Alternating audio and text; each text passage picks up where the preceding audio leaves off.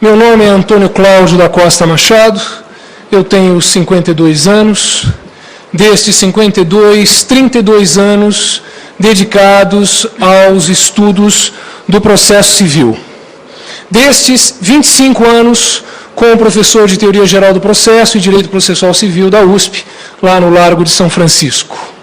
E há 18 meses aproximadamente que tenho estado profundamente preocupado com os destinos do processo civil brasileiro. E essa minha preocupação decorre do fato de eu ter examinado o projeto apresentado, em primeiro lugar o anteprojeto e aprovado no Senado a toque de caixa em 6 meses e hoje examinado por essa comissão e pela Câmara dos Deputados. E após longas investigações, profundas investigações, tenho me convencido de que este projeto aproxima perigosamente o processo civil do processo do trabalho.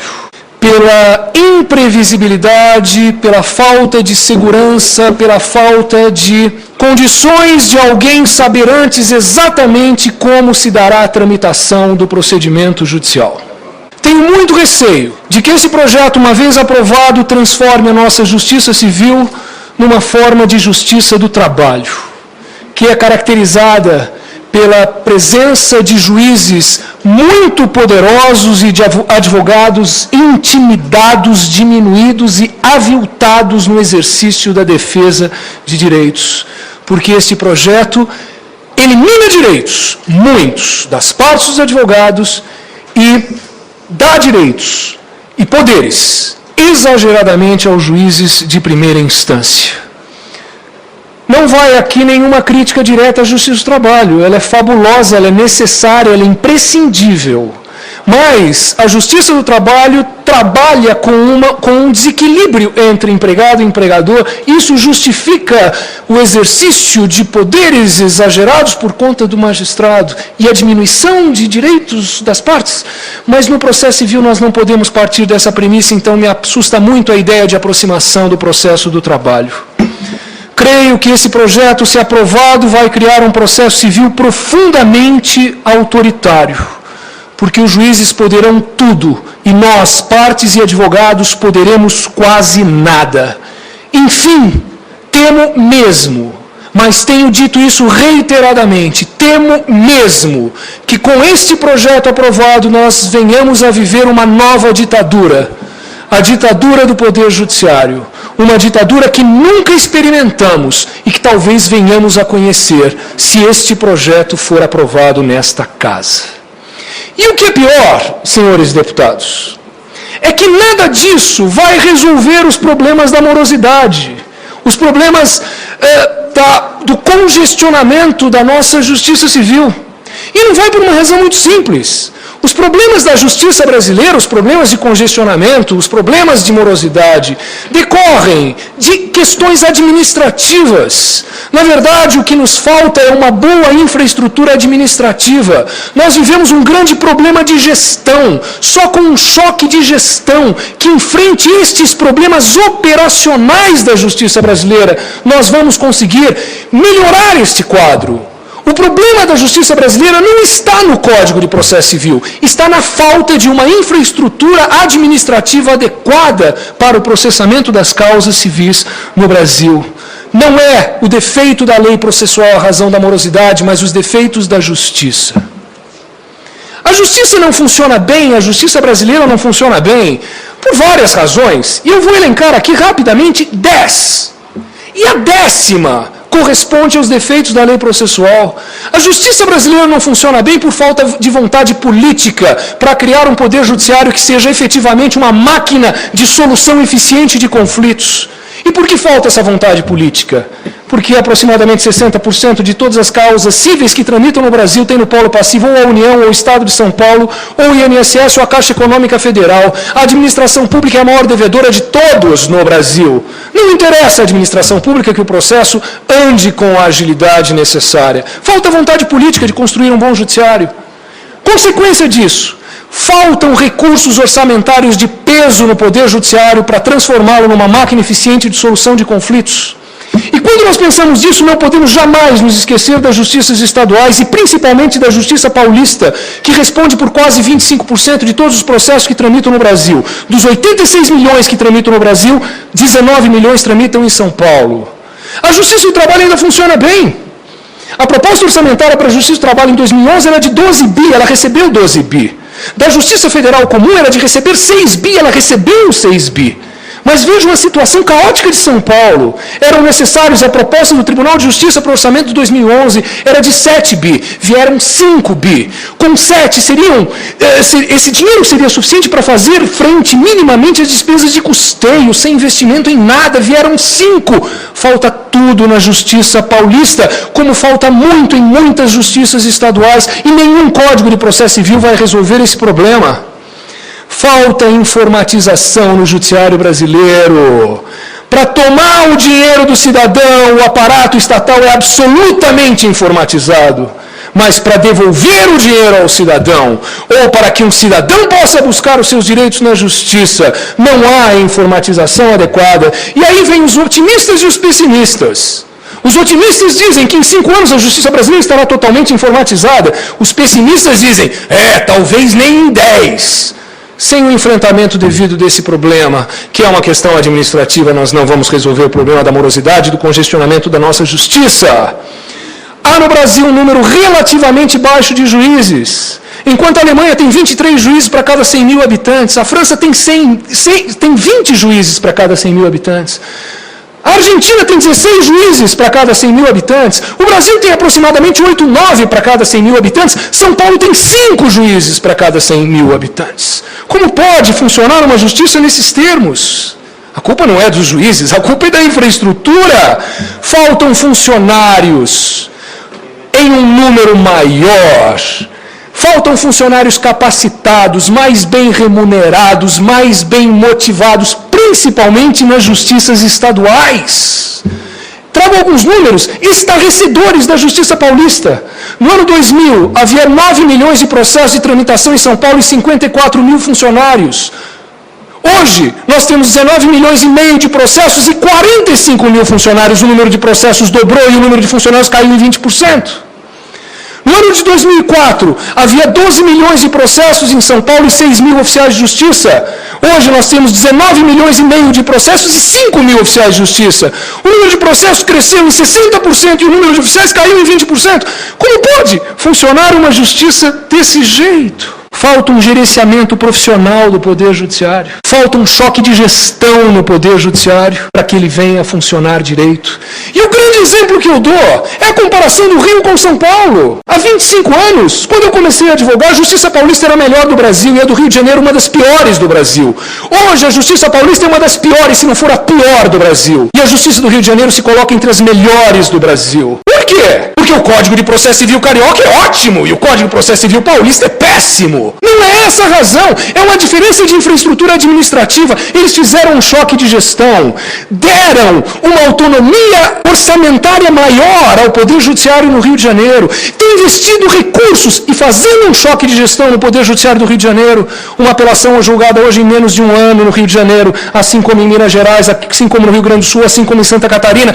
Em São Paulo, uma apelação leva 7, 8 anos para ser julgada. A diferença não é a lei processual, a diferença é a base de infraestrutura administrativa da justiça. Os juizados especiais estão abarrotados. A Lei Maria da Penha é uma das melhores do mundo, se não é a única do mundo, a melhor do mundo.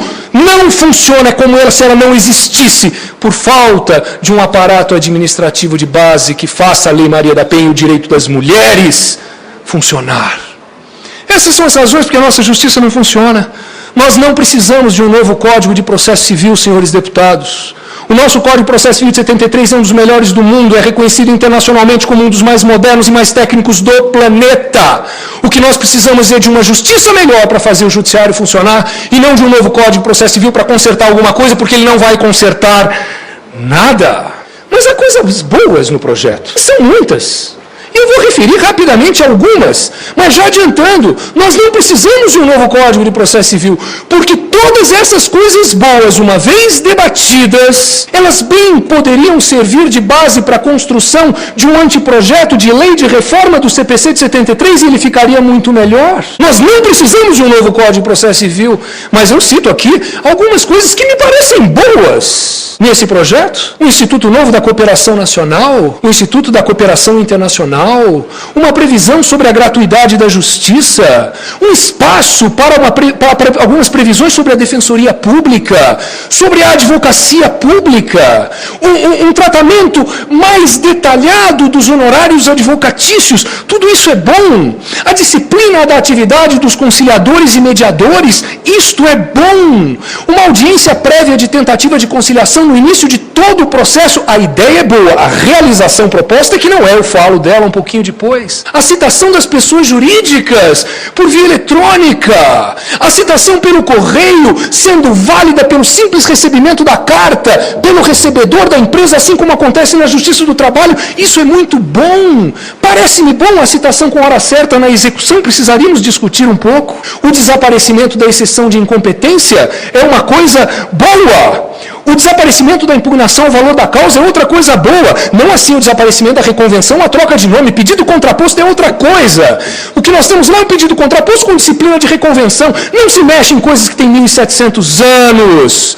Não se elimina a ação declaratória incidental sob pena de perda de segurança e de violação do princípio dispositivo. Vai gerar um caos no processo a ausência da ação declaratória incidental. Não deviam ter eliminado a oposição é importante, embora aconteça pouco. Não me parece nada adequada a figura do amicus curiae em processos individuais. Isso é coisa de controle de constitucionalidade, não em processo individual. Me parece um absurdo pensar em amicus curiae em primeira instância. Uma disciplina sobre a proibição da prova ilícita no processo civil, isso parece bom. Um regulamento sobre a prova emprestada, sobre a inversão do ônus da prova, aquela distribuição dinâmica do ônus da prova. Tudo isso parece avançado e bom, podemos aproveitar. Já vou dizer, fluência de prazos em dias úteis, a exigência de valor certo em ação de dano moral, a proibição de rescisória contra homologações de acordo, a emenda da inicial para consertar o polo passivo, julgamento segundo a ordem cronológica da conclusão, eu não sei como isso vai ser realizado, mas a ideia é boa, previsões sobre a sentença não fundamentada, a não apreciação pelo juiz dos requisitos de admissibilidade do recurso para evitar aí uma decisão interlocutória e um agravo.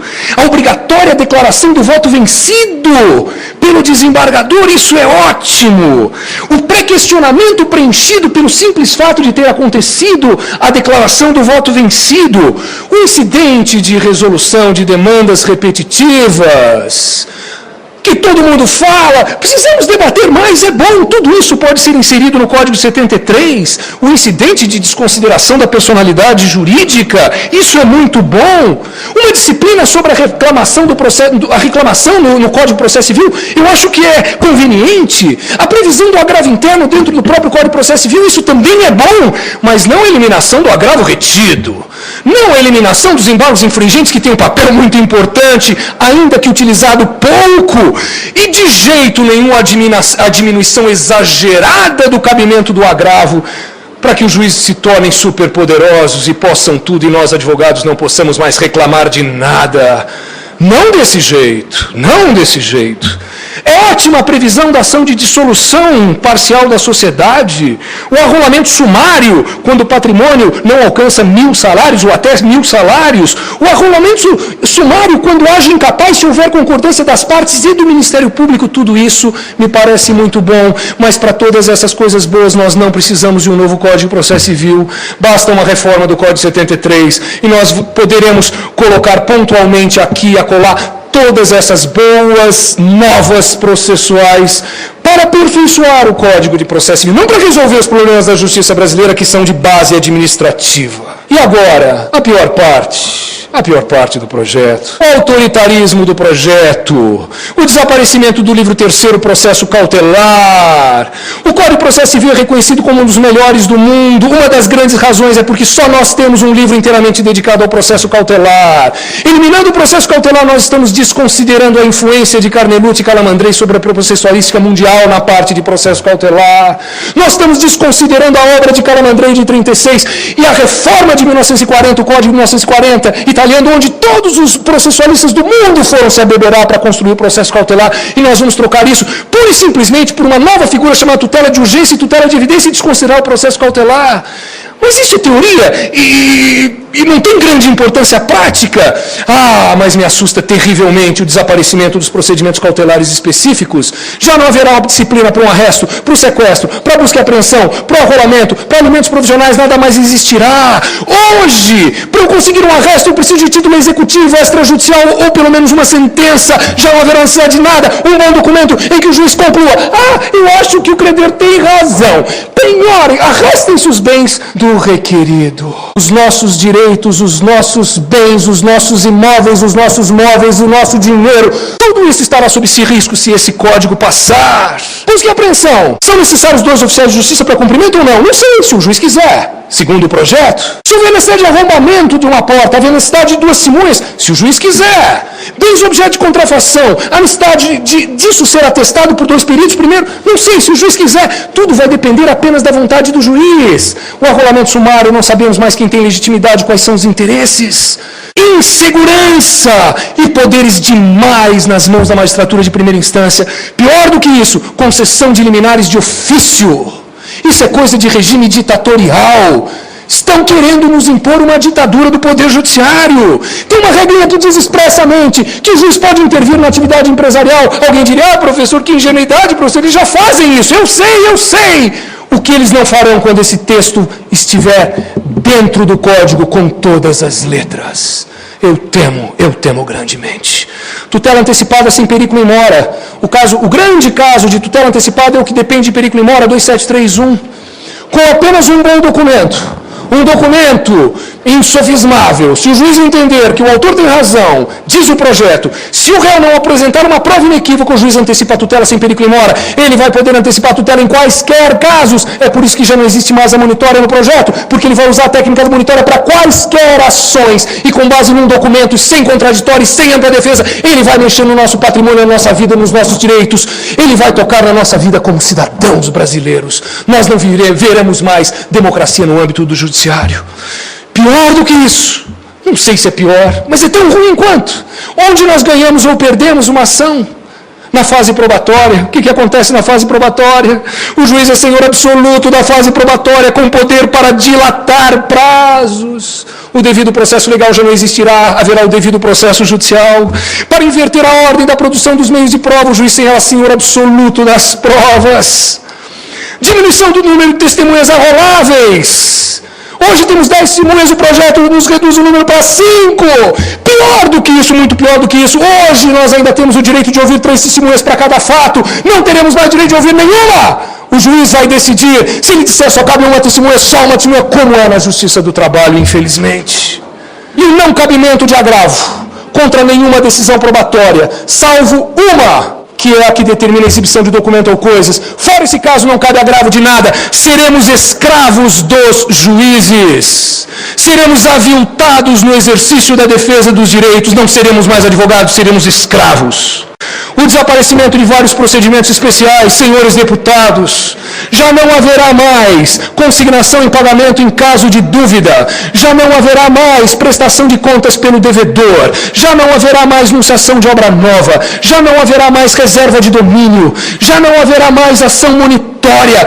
Tudo isso desaparece. O que isso significa? Poderes totais nas mãos dos magistrados, que vão processar tudo sob a vala comum de um procedimento comum que muitas vezes não vai ser adequado para o processamento desses direitos particularizados. O que mais? E eu estou acabando, presidente. Tenho mais alguns minutinhos. Muito obrigado.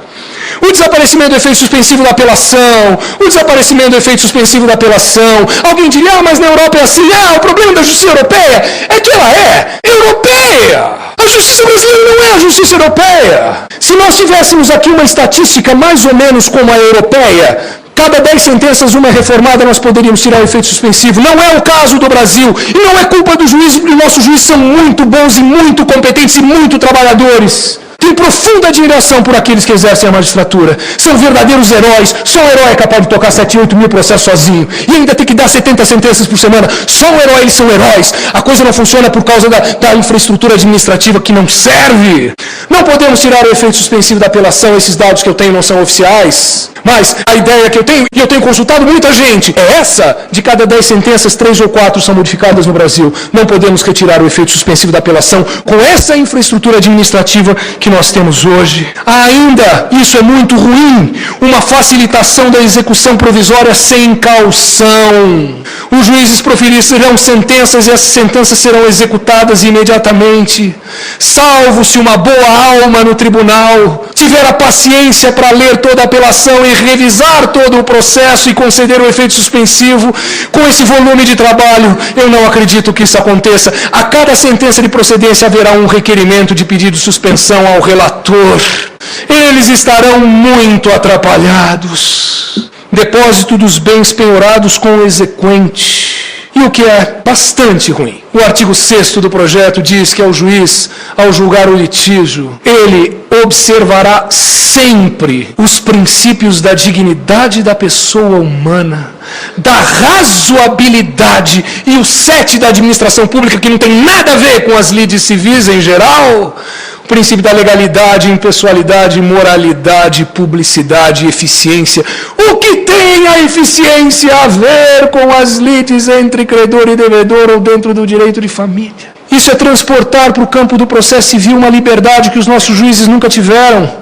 A liberdade de julgar segundo princípios, a liberdade de não aplicar a lei, a liberdade de aplicar a dignidade da pessoa humana, que ninguém sabe o que é. Eu ouso dizer, eu sei o que é. É tudo aquilo que está escrito nos 2.600 dispositivos na nossa Constituição. Isso é a dignidade da pessoa humana.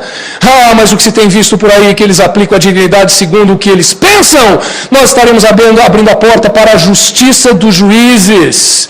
Razoabilidade e dignidade da pessoa humana. A coisa vai ficar muito complicada, a defesa dos direitos vai ficar muito complicada. Eu antevejo uma ditadura do Poder Judiciário. Nós não poderemos mais nada, senhores deputados. Os juízes terão poderes para tocar nas nossas vidas, nos nossos direitos, no nosso patrimônio com uma facilidade enorme. Vivemos num país democrático, precisamos de um processo democrático. O Código de 73, embora surgido num momento de exceção, é um código democrático. E este projeto, que surge num momento de democracia no Brasil, é profundamente autoritário, eleva os juízes à altura e diminui os advogados à condição de escravos. Seremos escravos porque não teremos mais direitos no processo. O devido processo legal já não haverá. Existirá sim o devido processo judicial para o desespero daqueles que amam a liberdade e que amam a democracia. Muito obrigado, presidente. Muito obrigado, senhores deputados.